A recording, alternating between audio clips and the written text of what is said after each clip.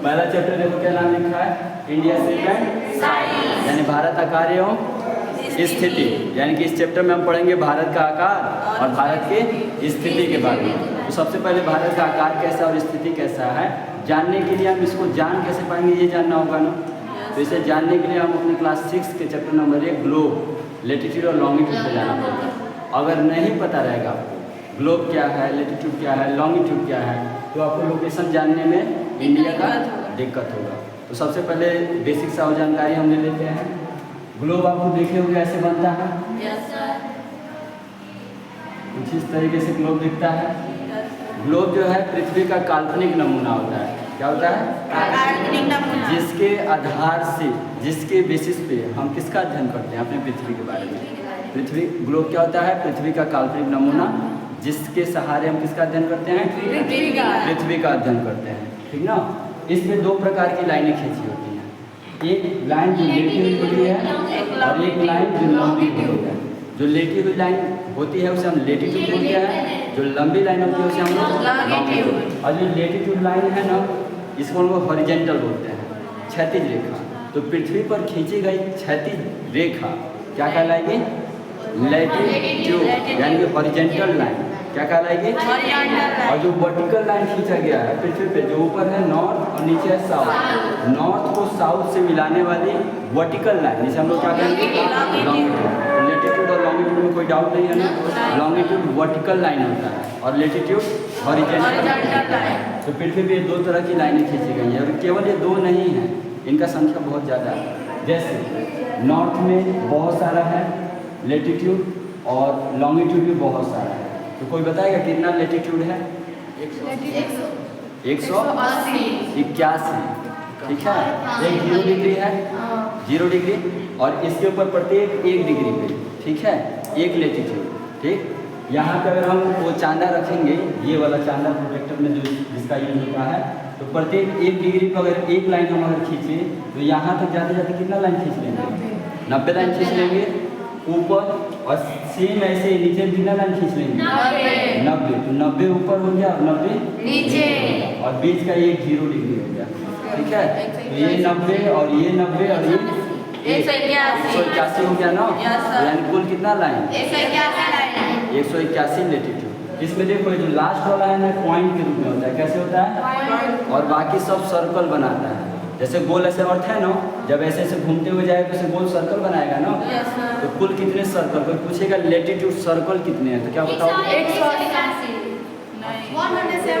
179, क्योंकि ये दोनों ऊपर वाला किस रूप में है? पॉइंट के रूप में। ये सर्कल नहीं बना, बाकी सब सर्कल है ना। तो कुल कितने सर्कल लेटीट्यूड सर्कल? 179। और कुल कितने लेटीट्यूड? 180। कितने हुए? क्यों इतने? ये क्लियर हुआ ना, क्योंकि प्रत्येक 1 डिग्री पे ठीक है। तो इस तरीके से 90 ऊपर 90 नीचे और बीच में 1। क्लियर हुआ इतना। अब इसके बाद से हम समझेंगे लॉन्गिट्यूड के बारे में। प्रत्येक 1 लॉन्गिट्यूड, ठीक है, 1 डिग्री पे वो भी खींचा होगा। और किसी भी एक पॉइंट पे तुम लोग मैथ में पढ़े होंगे, पॉइंट पे कितने अंश का कोण बनता है? कैसे? 360 डिग्री का एंगल बनेगा ना। अब प्रत्येक 1 डिग्री पे 1 लाइन है, तो इसमें कितने लाइन मैक्सिमम 360 मैक्सिमम खींचे जा सकते हैं। तो कुल लॉन्गिट्यूड का लाइन कितना हो जाएगा? 360। तो यहाँ देख क्लियर हुआ कितने लॉन्गिट्यूड होंगे। अब इसमें कुछ इंपॉर्टेंट लेटीट्यूड हैं और कुछ इंपॉर्टेंट लॉन्गिट्यूड हैं, और यही लेटीट्यूड और लॉन्गिट्यूड से हम लोकेशन बता देंगे किसका? अपने इंडिया का। इंडिया का है ना, साइज एंड शेप पढ़ना है और लोकेशन पढ़ना है। तो हम किसके सहारे बताएंगे? इसी लेटीट्यूड और लॉन्गिट्यूड की मदद से। जैसे अगर हमको बोलना होगा कि इंडिया कहाँ है, ठीक, तो कैसे बताओगे? ये पूरे अर्थ में इंडिया कहाँ है, तो ग्लोब का सहारा लोगे ना। ग्लोब पर बताओगे, ग्लोब पर मान लो अगर यहाँ उठवाओगे यहाँ है, यहाँ उठवाओगे यहाँ है, मतलब जहाँ भी होगा ग्लोब पर ही बताओगे ना कि ग्लोब पर इंडिया यहाँ है। तो बताने के लिए सबसे पहले क्या करते हैं, जो बीच की जो रेखा है ना, जैसे हम 0 डिग्री लेटीट्यूड कर रहे हैं, ये पृथ्वी को 2 भागों में डिवाइड करती है, इक्वल टू पार्ट में। कितने भागों में? 2 भाग में। एक होता है ऊपर वाले हिस्से को कहते हैं नॉर्थ और नीचे वाले हिस्से को कहते हैं। हम लोग मैप जब पढ़े हैं तो मैप में हम लोगों ने इंपॉर्टेंट एक चीज़ क्या पढ़ा है कि मैप में हमेशा ऊपर वाला हिस्सा क्या कहलाता है, नीचे वाला हिस्सा क्या, और जब मैप के तरह हमारा फेस रहता है तो राइट हैंड साइड क्या होगा, लेफ्ट हैंड साइड क्या होगा, वेस्ट। ये सब पढ़े हैं ना। तो वही चीज़ यहाँ है। यहाँ पे जो 0 डिग्री है पृथ्वी को कितने भागों में बांटा, 2। ऊपर वाला हिस्सा क्या कहलाएगा, नॉर्थ कहलाएगा। नीचे वाला क्या कहलाएगा, साउथ। ऊपर वाला नॉर्थ हुआ, नीचे वाला साउथ हुआ। ये क्लियर हुआ ना। अब इसे हम लोग हेमिस्फीयर बोल रहे हैं, इसे भी हेमिस्फीयर बोल रहे हैं। हेमिस्फीयर का मतलब क्या है, अर्ध गोला। ये पृथ्वी एक गोला है, ये गोला है ना। अब इस गोले का ऊपर वाला हिस्सा आधा गोला कहलाएगा ना, तो इसलिए उसे कहते हैं नॉर्थ हेमिस्फीयर। क्या बोलते हैं, और नीचे वाला आधा गोला, नीचे तो हम कहेंगे नहीं, नीचे वाला आधा गोला तो साउथ हेमिस्फीयर। डायरेक्शन के हिसाब से बताएंगे। तो ऊपर वाला नॉर्थ हेमिस्फीयर हुआ, नीचे वाला साउथ हेमिस्फीयर हुआ।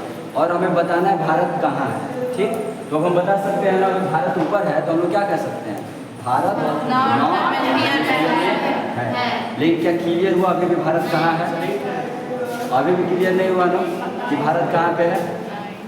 तो देखो अभी भी जैसे अगर हम कह रहे हैं नॉर्थ हेमिस्फीयर में है तो भारत यहाँ भी हो सकता है, भारत यहाँ भी हो सकता है, यहाँ भी हो सकता है, यहाँ भी हो सकता है, यहाँ भी हो सकता है। भारत कहीं भी नॉर्थ में हो सकता है ना, लेकिन क्लियर नहीं है। और क्लियर करने के लिए हम लोगों ने लॉन्गिट्यूड का सहारा लिया।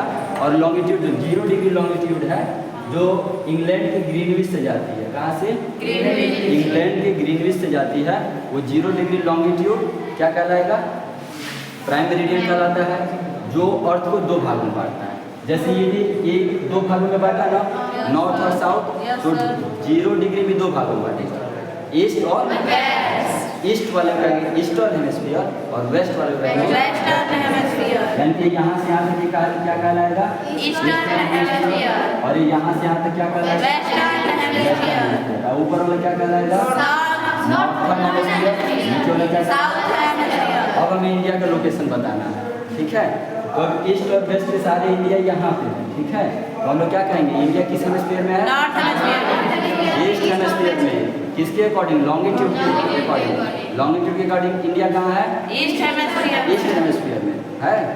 लैटिट्यूड के हिसाब से इंडिया कहाँ पे है, नॉर्थ हेमिस्फीयर में। अब लैटिट्यूड और लॉन्गिट्यूड दोनों के हिसाब से इंडिया कहाँ पे है,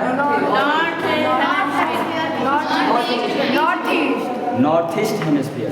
कहाँ पे है, नॉर्थ ईस्ट हेमिस्फीयर। इस वाले डायरेक्शन को हम लोग नॉर्थ ईस्ट बोलते हैं ना।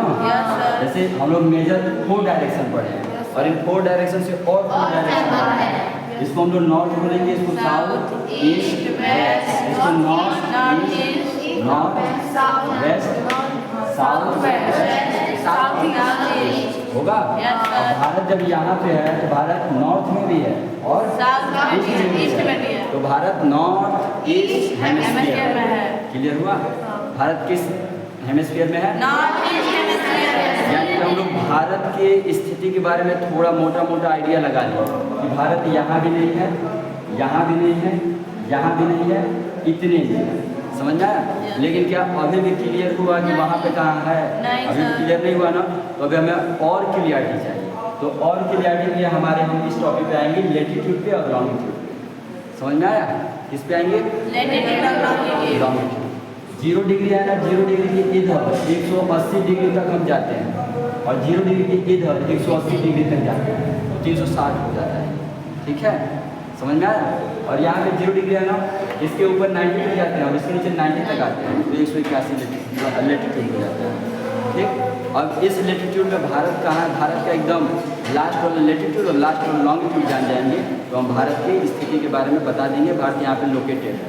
समझ में आया। जैसे भारत का मैप इस तरीके से,